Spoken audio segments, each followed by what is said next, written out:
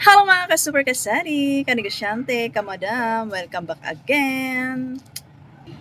For today's video, sari-sari store tips tayo. Malapit na ang December, naglalabasan na naman ang mga masasamang loob. Sino-sino sila? Andyan lang yan sila. Yung mga budol alert, scammer alert, yung magbabayad ng mga peke, alam na this. Kaya tayo mga tendera, super tendera, dapat alerto tayo dito sa ating tindahan, lalong-lalo na sa mga pera na binabayad ng ating mga tumors. Opo. So ngayon, bibigyan ko kayo ng mga tips and ideas kung paano ba malalaman na tunay ang pera na binabayad sa iyo. Wala kang money detector? No problem yan. So, ako mula nung nagtindahan ako, wala talaga akong money detector. Opo. Kung tatanungin nyo kung na-fake na ba ako ng pera, nakatanggap na ba ako ng fake na pera, yes po. Pero hindi doon sa mga 500, 1,000. Napi-fake tayo doon sa mga 20, sa mga 100. Minsan naman, nababayaran tayo nung lumang pera. Opo. So ngayon, nag-share ako sa Reels kung paano ako mag-check ng aking pera na 1K. No money detector? No problem. Only, tapat-tapat na ilaw na 1K. Opo, paano? Ganito yan. Wait lang. Mayroon tayo ditong dalawang 1K, isang luma at isang bago. So dito dahil ako ay may background ng pagiging isang cashier, so syempre meron akong knowledge about kung ano ba yung mga features na mayroon dito na nagpapatunay na ito ay tunay. Na legit ang 1K. Opo. Pero syempre, sa super galing na mga mga pambudol dyan, nakukuha pa rin nila. Kaya tayo dapat talaga alert, no? Hindi pa rin tanggap lang, lagay sa ating cash box, tapos susuklian, di ba? Lugi na agad tayo. Pag napeke tayo ng 1,000, parang luging-lugi na tayo sa produkto na kinuha nila, na may sukli pa sila, di ba? Ganun. So dito sa luma muna tayo, kasi dito tayo na orient, dito sa luma na to, no? So ang mga naturo sa akin, syempre, mayroon yan tao sa loob. Tapos, kailangan naka-emboss ang mga letter, ibig sabihin nakakapa mo yung Republika ng Pilipinas, pag ganun, oh. Ganyan. So kami, bilang isang cashier, pag tanggap niyan, gaganon agad kami yan sa gitna. So pag nalaman mo ay may sumasabit, hindi lang siya dumudulas, alam mong tunay yan.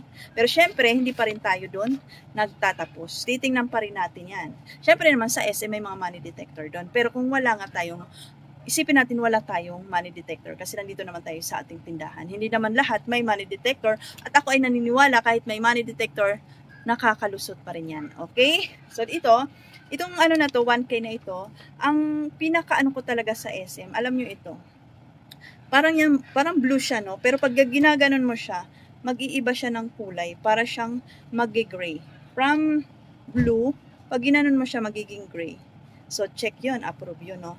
At mayroon siyang 1,000 sa loob. Alin? At sa pagkakalam ko nga dati, parang wala pa yung ganito nun. Dinagdag na lang din ata itong ganun. Kasi anong year ba ito? 2020 na itong pera na ito. Nag-cashier ako, 2000. 5 pa ata yan, nakakaloka. Yung lumang-lumang 1K talaga yun. Pero ang ano talaga, number 1, is yung kailangan talaga, pag sinalat mo siya, ay naka-emboss yung mga letter. Yung mga letter dito sa baba, lahat ng mga letter dyan, naka-emboss yan. At saka noon kasi, laging tinitingnan talaga ito. Noon kasi yan, natatanggal yan eh. Ginaganyan yan. Tapos pag ginanon mo yan, kailangan natatanggal yan. Kasi yung fake, ginuguhitan lang nila yan ito. Yan. At syempre, ganito nga yung aking diskarte, no? Tinatapat ko lang sa ilaw. Ayan, oh. Halimbawa, ilaw tayo. So, may nakikita tayong 3 tao. Pag 2 lang yan, syempre, fake na yan. 3 tao yan. At may 1,000 dito. At dito sa line na ito, ay mayroon din nakalagay na 1,000. So, ito ay bagong pera na rin to kasi na 2020. Nung lumang pera din, hindi pa ganito talaga siya. So, ayan na nga. At ito nga yung aking number 1 talaga. Itong 1,000 ito kasi nga nag-iiba ng color to pag ginaganon mo siya. At kung diskumpayado ka pa, kami kasi sa SM, ang ginagawa namin, papel. Igaganon namin to. Gaganan. Ikukuskus dito. Ayan. Pag ano yung blue dito, ibig sabihin, legit yan. Diba? Ito, makaluma din to, itong ginagawa na to na pag kuskus sa papel. Makaluma din to. Yan. Ayan. So, totoong pera yan. Yan. Okay? Yan, kapakapain ha. Kasi magaling naman tayo sa kapa-kapa. Yan. So, dito naman sa bagong pera.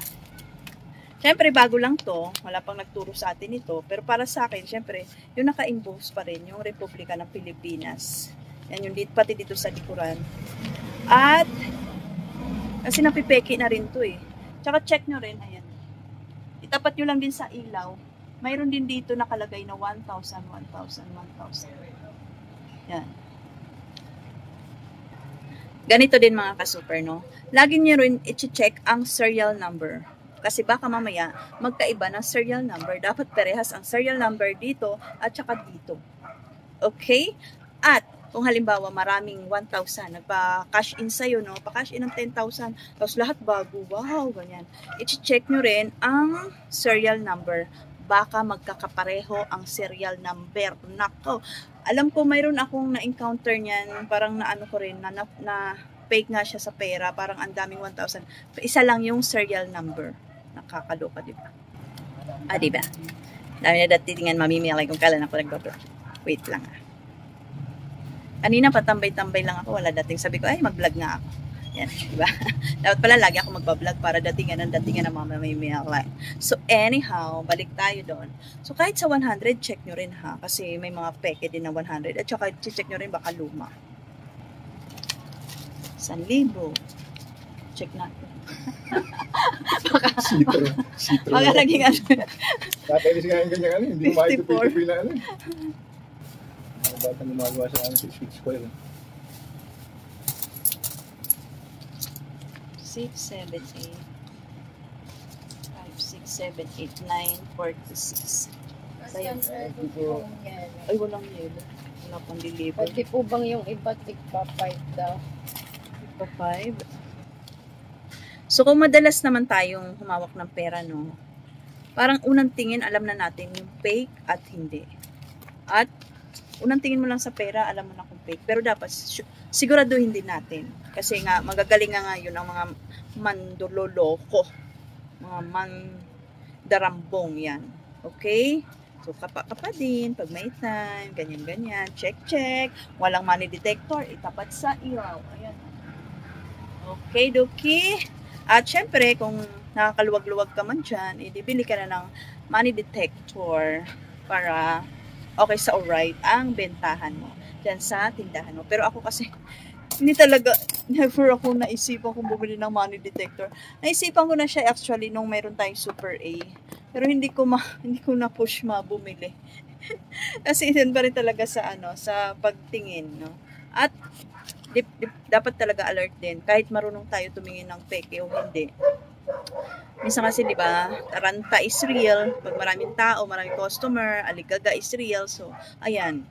Kaya dapat talaga pag 500, 1,000, alert agad ako dyan. Kahit madaming tumor, pag 1,500, si-check talaga. Kaya nga, sabi ko nga sa inyo, napeke na ako dun sa mga 100, mga 20, mga 50. Pero never pa sa 500 at saka 1,000. At wag naman, no?